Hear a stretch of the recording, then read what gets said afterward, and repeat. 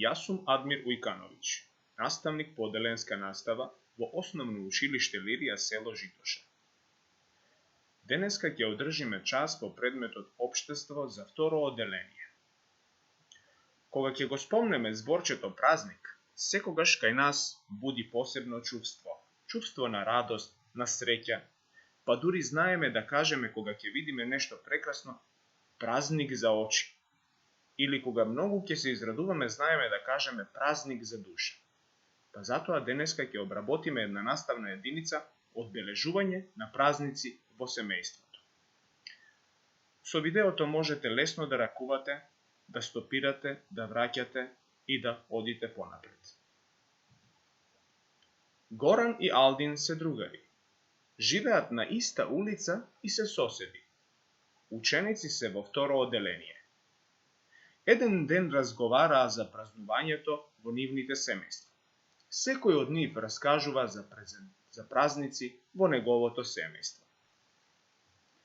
Па така почнуваат да ги набројуваат празниците и прославите кои што ги знаат.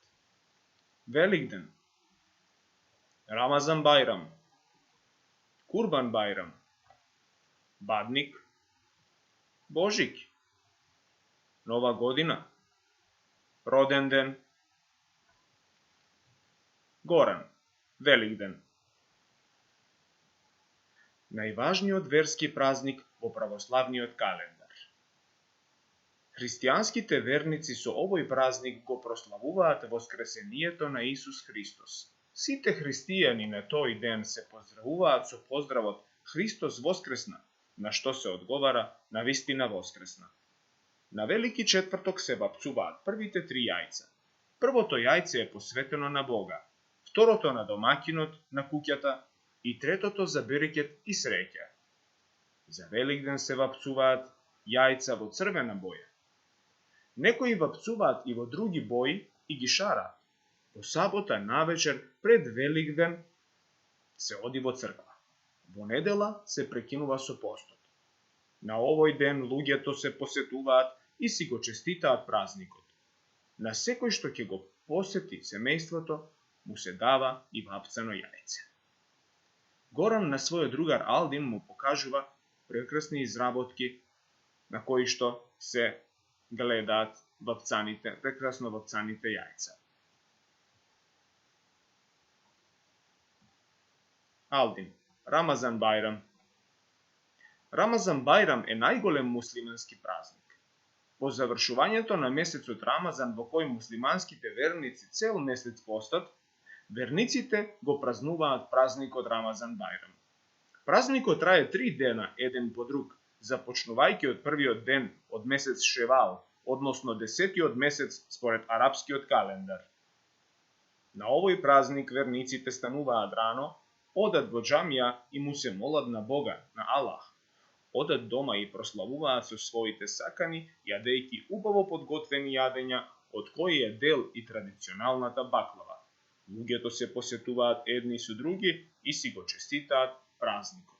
Алдин на својот другар Горан му покажува фотографии од молитвата која што се обавува во џамија од верниците муслимани и му покажува една друга фотографија на која има прекрасна тепсија со традиционална баклава. Горан, Бадник. Бадник, денот пред раѓањето на Исус Христос. Бадник го најавува доаѓањето на големиот христијански празник Божик. Бадниковата вечера е посна, а има и многу овошје. Се подготвува и лепче со паричка. На Бадник секој е со своето семејство. Утрото на денот на Бадник, децата одат пред врата кај своите соседи и пријатели, ја пеат познатата коледарска песна Коледе леде и од нив добиваат ореви, костени, овошје и друго. Коледарите пеат песна за здравје. Овој обичај се пренесува со години.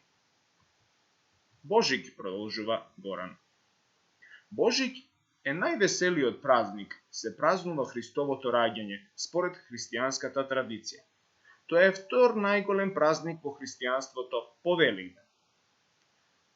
Со вечерата на денот пред Божјик бадник завршуваат пред Божикините пости. Курбан Бајрам, Алдин.